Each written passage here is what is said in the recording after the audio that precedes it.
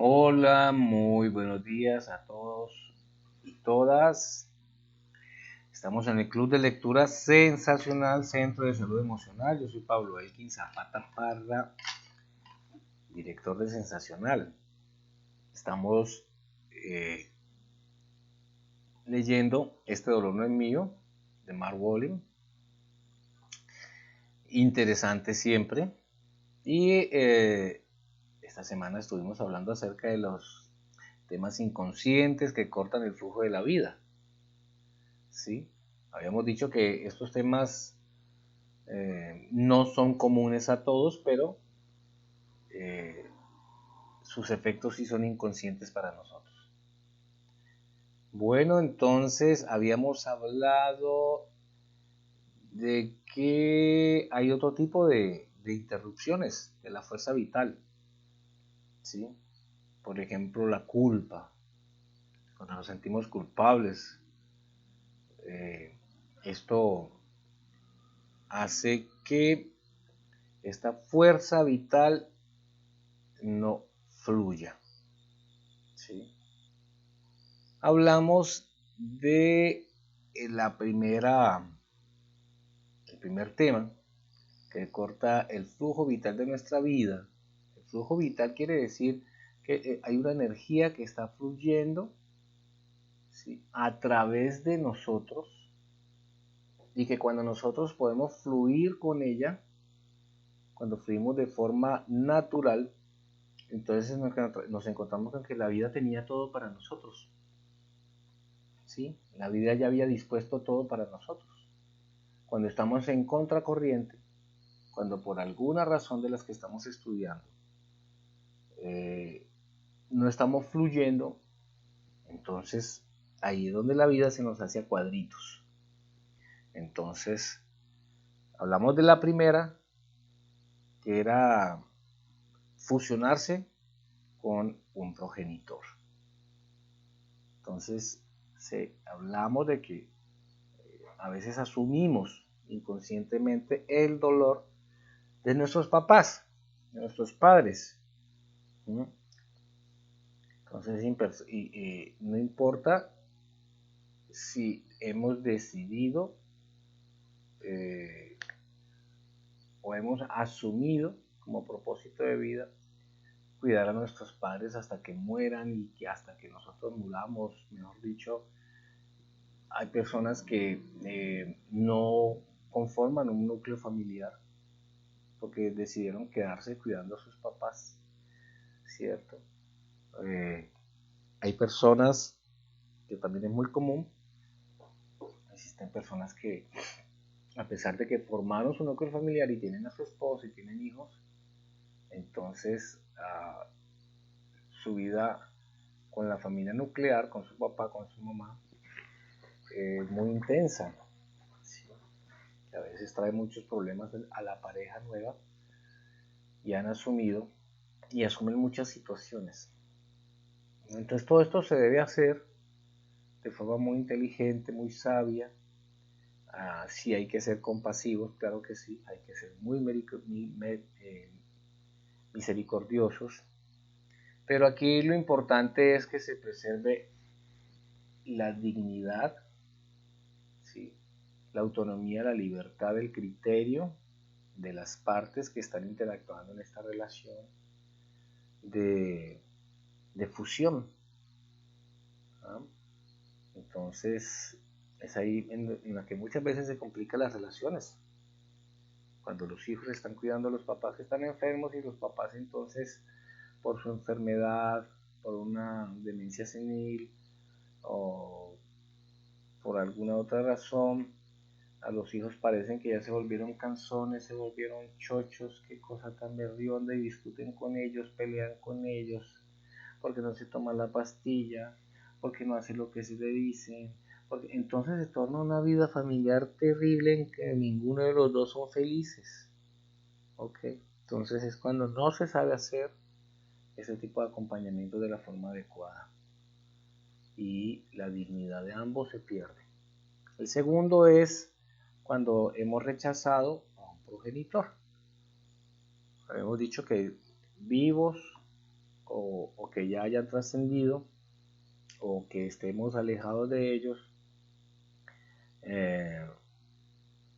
cualquier trauma que nuestros padres hayan vivido tienen una clave para nuestra curación, ¿cierto? Sin embargo, a veces por esas experiencias de vida que ellos han tenido los hacen muy fuertes, los hacen muy insensibles, los hacen muy agresivos. Entonces a veces nos toca a nosotros vivir ese tipo de resultados de sus historias y fácilmente pues se pueden terminar odiando, despreciando, alejando. Entonces ese rechazo hace que el flujo de nuestra energía vital también se obstaculice, se obstruya. Uno tiene que preguntarse, ser muy compasivo y preguntarse frente a este tipo de situaciones con sus padres, ¿qué le habrá pasado a mi mamá? ¿No habrá sido la vida de ella? ¿Qué le sucedió que tuvo un efecto tan terrible en su vida? O también exactamente qué fue lo que pasó con mi mamá y conmigo, en qué momento nuestra relación se puso tan terrible. Entonces a veces también ponerse en los zapatos de los demás nos va a ayudar. La tercera es que hemos vivido una ruptura temprana del vínculo con nuestra madre. También lo habíamos visto, habíamos hablado de que el nacimiento es una experiencia traumática. Sí, la gente se ríe que el niño queda feliz y lo abrazan, pero no saben qué está pasando con el niño, ¿cierto? Pero de salir de un espacio, de un medio en el que me siento tan seguro, en el mejor de los casos, que es el vientre, aunque los Vedas dicen que ahí adentro ya estamos sufriendo, ¿no? Yo creo que es así. Yo creo que es así porque es que nosotros no somos el cuerpo, ahí ya hay una conciencia, ahí ya hay un alma que está encerrada dentro de un cuerpo pequeño y el cuerpo pequeño está encerrado en un vientre, ¿cierto? Entonces imagínense, por eso es tan linda la experiencia de crecer, porque cuando salimos del vientre, cuando empezamos a conocer nuestro cuerpo, a tocarlo, a caminar, esa sensación de libertad, de descubrir, de creatividad, es increíble.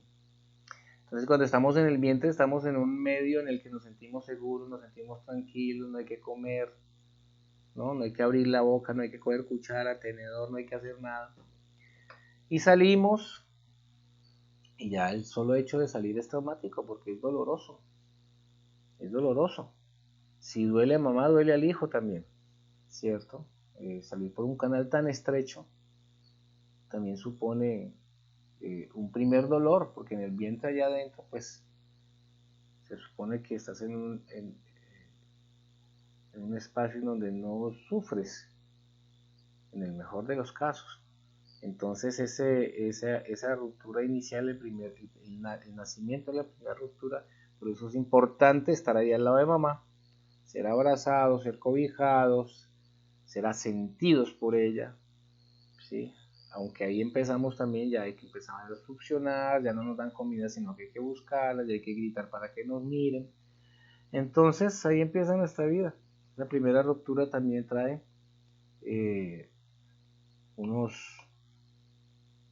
unas exigencias, ¿ok? Unas exigencias. Y vamos a hablar del cuarto tema inconsciente que corta el flujo de la vida. El cuarto tema inconsciente que corta el flujo de la vida es que nos hemos identificado con un miembro de nuestro sistema familiar distinto de nuestros padres. ¿Okay? Sucede a veces que aunque tenemos una relación fuerte y cariñosa con nuestros padres, portamos unos sentimientos difíciles que somos incapaces de explicar. Solemos dar por supuesto que el problema surge dentro de nosotros mismos y que terminaremos por descubrir su origen si profundizamos lo suficiente. Pero mientras no desvelemos el hecho concreto desencadenante en nuestra historia familiar, podemos estar reviviendo miedos y sentimientos que no nos pertenecen, fragmentos inconscientes de un trauma, tomándolos por nuestros. El caso de Todd. Cuando Todd tenía 9 años, adquirió la costumbre de clavar un bolígrafo en el sofá. Aquel mismo año, agredió con un palo a un niño vecino y le hizo una herida que le tuvieron que coser con 40 puntos. 40. A partir de entonces, Todd pasó varios años recibiendo medicación y tratamiento psicológico, pero sus conductas agresivas prosiguieron. La pieza que faltaba del rompecabezas solo salió a relucir cuando el padre de Todd, Heer, me habló a su vez de su padre, al que aborrecía, según me dijo. El abuelo de Todd había sido un hombre violento. No solo pegaba a sus hijos, sino que había matado a un hombre de una cuchillada en una reyerta de taberna. No lo habían denunciado, y el abuelo había podido seguir viviendo a sus anchas, pero no así sus descendientes. Su nieto Todd había heredado, sin saberlo, unos sentimientos violentos que no eran suyos. Mantenía una conexión inconsciente con su abuelo, una conexión que habría quedado oculta si no hubiera sido porque el padre de Todd había investigado el pasado de la familia. En una sesión de trabajo, Heer me reveló que el padre de su padre también había matado a un hombre. Heer me reveló que el padre de su padre, o sea, el abuelo de Heer y el bisabuelo de Todd, también había matado a un hombre. Y en la generación anterior a su bisabuelo y a varios otros miembros de su familia los habían matado los sicarios de un terrateniente del pueblo vecino. Entonces empezaba a apreciarse una pauta. Heer empezó a ver que su padre no había sido más que un engranaje más en la maquinaria de la violencia familiar. Con esta visión más amplia, Heer sintió solidaridad hacia su padre, quizá por primera vez en su vida. Me dijo que desearía que su padre viviera para poder hablar con él de la historia familiar. Cómo es de reconfortante, de sanador, qué descanso se experimenta cuando uno se sale de su ego y se permite ver la historia del otro. ¿Sí? Y digo salirse del ego porque miren las discusiones, observen las discusiones. Dos egos defendiéndose, dos egos peleando, dos egos allí queriendo imponer una idea, un criterio, una forma de vista, una creencia. Es loquísimo, loquísimo. Esto pasa con las religiones, pasa con las manadas de futbolistas, pasa con nacionalistas, pasa con políticos, pasa con los seres humanos que se identifican con cualquier tipo de credo. Entonces, esto es lo que yo pienso, esto es lo que yo soy, esto es lo que yo sé. Y no se pueden poner en los zapatos de otro. Ya hemos visto en varios casos acá que cuando empezamos a identificarnos, a conocer, a aprender, a comprender al menos lo que otros han vivido, pues ya tenemos algo con que ser más compasivos. Heer volvió a su casa y contó lo que sabía a su hijo Todd, que le escuchó con atención. Ambos comprendían de manera intuitiva que al contar y escuchar aquel relato habría algo que quedaría en paz por fin, y resultó ser así. Heer me llamó 5 meses más tarde y me dijo que Todd ya no tomaba medicación y no tenía conductas violentas. Esta parte también es importante. Ellos dicen que aquí de manera intuitiva comprendían la intuición les decía que al contar y escuchar todo lo que había pasado con papá, abuelo, bisabuelo, tatara, por allá, habría algo que quedaría en paz. Entonces hay que creer en la intuición.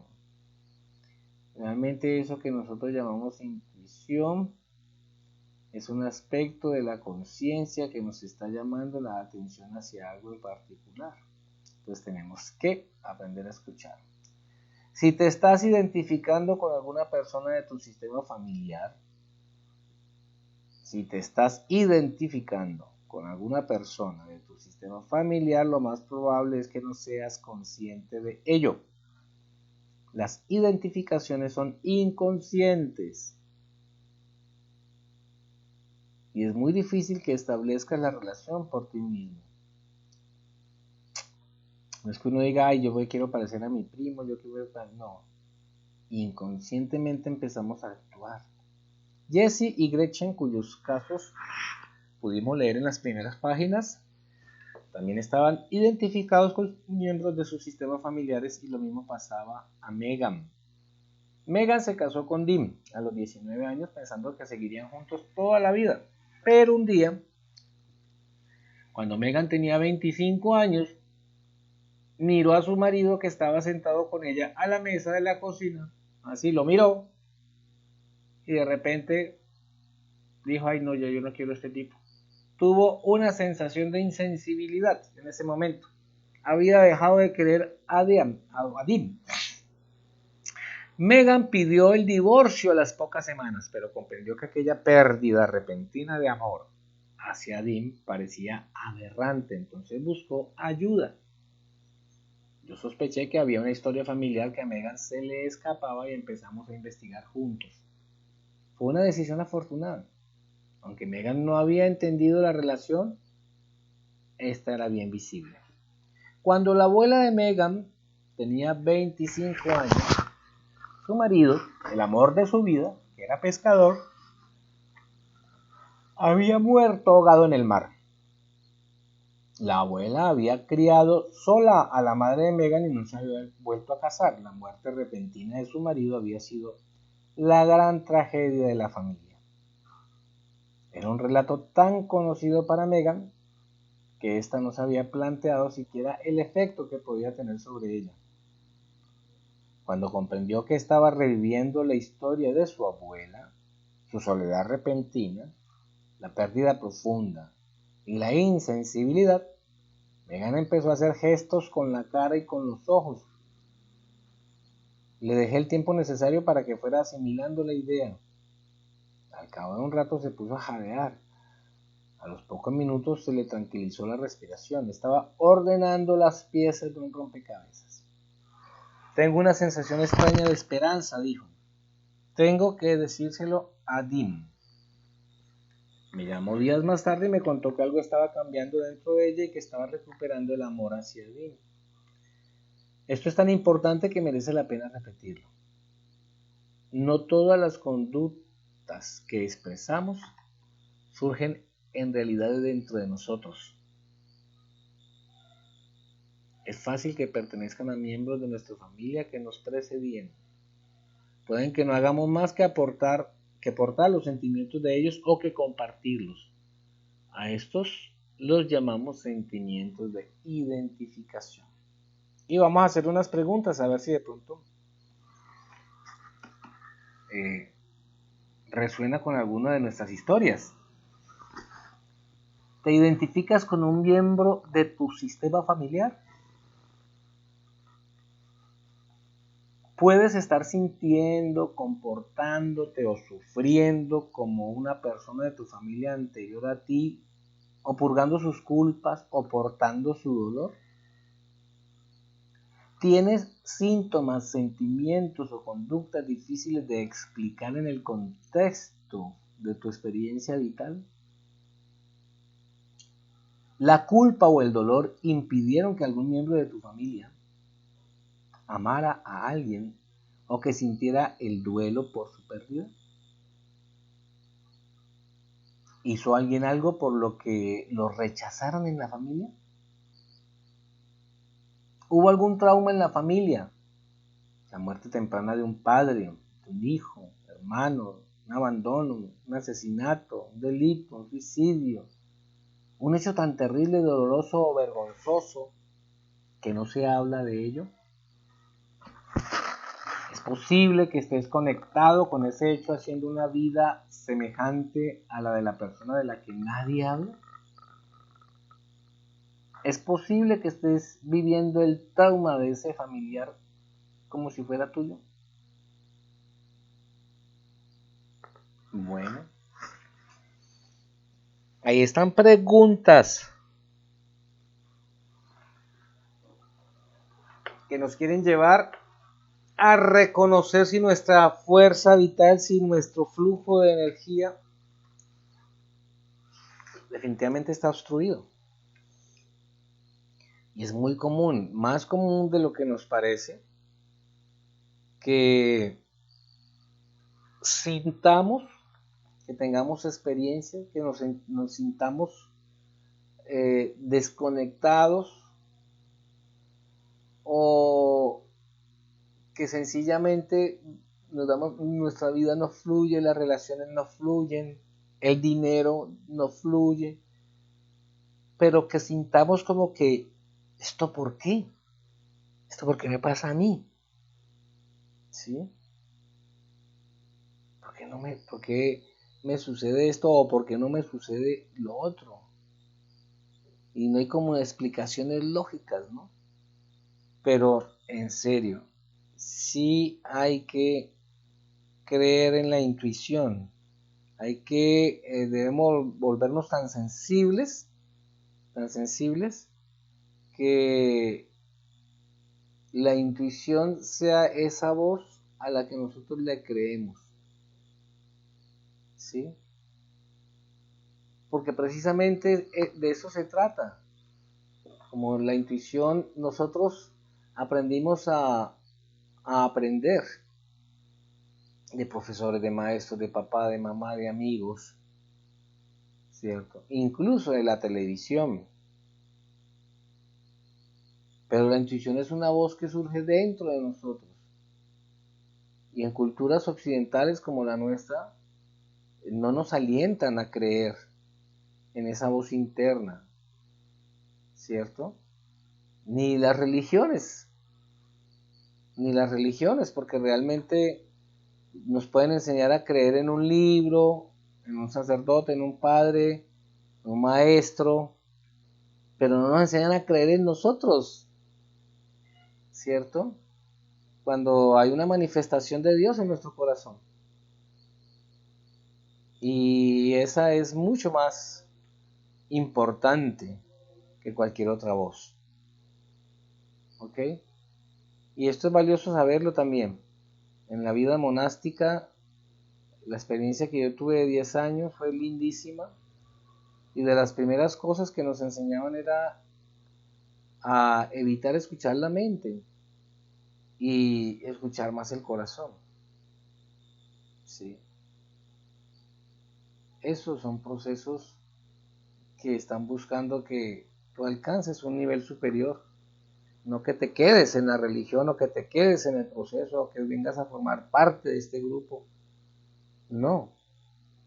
La verdadera búsqueda es hacia adentro.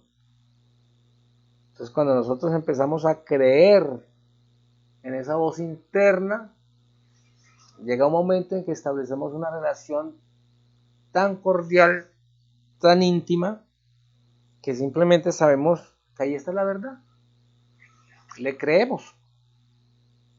Y ahí es donde empiezan a operar en nuestra vida otro tipo de leyes y principios. ¿Cierto? Estamos creyendo en nosotros, en esa voz interna que es nuestra conciencia superior. Cuando hablamos de conciencia superior hay dos tipos de conciencia, mi conciencia superior y la conciencia universal. ¿Ok? Mi conciencia superior es mi versión mejorada. Véanlo así. Mi versión mejorada, esa que me dice qué es bueno, qué es malo, qué es lo más importante, qué es lo más conveniente, aquí la embarré, no debería haber hecho eso. Entonces, si yo establezco una conexión muy íntima con este estado de conciencia, Si lo escucho, entonces yo empiezo a solucionar porque tengo una voz ahí que me está diciendo, no es que una voz que me viene a molestar, a cansarme, simplemente a estorbarme. No, hay una parte interna mía que sabe lo que es bueno, que sabe lo que es bien, que sabe lo que hay que hacer. Cuando no se sabe llevar esta relación, creemos que esa voz nos está culpando y le damos forma, ¿no? No es que esta voz que me está culpando, lo mismo me decía mi mamá, lo mismo me decía mi papá, lo mismo me decía el sacerdote, el gurú, el maestro. Entonces uno eh, se pierde, se embolata, ¿cierto? Le da la autoridad a otros, le da el poder a otros para que manejen su vida. Sin embargo, vamos por el mundo gritando que somos libres, ¿cierto? Entonces, no, señor. La conciencia superior que está dentro de nosotros es a la que debemos escuchar, eso es lo que llamamos intuición. Cuando nos situemos en esa plataforma de estar escuchando, de que estar creyendo y sacamos a relucir esa versión mejorada y cambiamos porque ese es ser otro. Eso es morir para vivir. Locura es hacer siempre lo mismo y esperar un resultado diferente, dijo Albert Einstein. Si quiere que le pasen cosas diferentes en su vida, sea diferente. Siendo el mismo, nunca le va a pasar algo diferente. Ese es el miedo que tiene la gente. Están en su zona de confort, yo soy así, y los amigos le dicen, ay, qué lindo tú, nunca cambies. Nunca cambies. Quédate como te queremos, ¿no? No, mentiras. Nosotros tenemos la libertad, la posibilidad y el compromiso de ser otros. Claro que sí. Esos cambios son lindísimos e importantes en nuestra vida. Entonces sí tenemos la posibilidad a través de un estado de conciencia diferente, situarnos en una plataforma diferente, ser otros, morir para vivir, ser otros. Y eso es ilimitado. Llega un momento en que tú te identificas con un ser superior, con una forma de ser tuya, de ser superior, imagínate, escuchen esto, ¿sí? Esa forma de ser, de eso es lo que hablamos cuando hablamos de un ser, es la forma de ser. Claro, es más claro, no canta un gallo. Ahora soy diferente, ahora soy otro. Yo tenía un amigo a los 18 y 19 años, éramos los amigos de recocha, de salida, de tragos, normal, de todo el combo, normal. El tipo se fue, estudió medicina, estuvo en Venezuela, creo que fueron 15 años, nos vimos y cuando nos encontramos, otro ser de otro mundo, otro ser de otro mundo. Ahí fue donde yo me di cuenta que uno podía cambiar su personalidad, que uno podía identificarse con otra personalidad. Y claro, esta era mucho mejor, no mucho más linda, porque él sabía, él lo sentía, él decía, claro. Entonces así es, mis queridos amigos, la conciencia superior que todos tenemos dentro realmente nosotros somos conciencia, pero nuestra conciencia está contaminada. Como cuando alguien tira basura a la calle y le dicen, ve este tipo tan inconsciente. Nuestra conciencia está contaminada. Tenemos que limpiarla, limpiarla, limpiarla y vamos a encontrar una conciencia superior. Mientras tanto, escuchemos esa intuición que todos llevamos dentro. ¿Ok? Muchas gracias por participar de este club de lectura sensacional, Centro de Salud Emocional. Estamos haciendo constelaciones familiares miércoles y viernes, y sábados, perdón. ¿Sí? De 2 a 6 de la tarde. Muy, muy, muy especiales. Recuerden, estas constelaciones familiares las hace Javier Piñero Santana. Es un estudiante directo, estudió con Bert Hellinger, el creador de las constelaciones familiares. Tiene 40 años en su práctica clínica, en su práctica es un experto, es muy bueno. Y ahí, en la comunidad terapéutica Sendra, estamos haciendo esas constelaciones. Realmente él las está dirigiendo, es muy bueno, es algo muy profesional, muy lindo. Así que todos están invitados si sienten que tienen algún tema que no han podido sanar a través de otro tipo de procesos. Las constelaciones familiares están siendo de mucha ayuda, de mucha ayuda. Si alguien por interno necesita más información, pues me dice y con todo gusto les doy la dirección y todo lo que necesiten para asistir. Muchas gracias, entonces nos vemos el martes a las 6 de la mañana en la próxima sesión donde vamos a hablar de cómo es que se ponen en marcha esos 4 temas que ya estudiamos. Un abrazo muy fuerte, que tengan un feliz día. Chao, chao.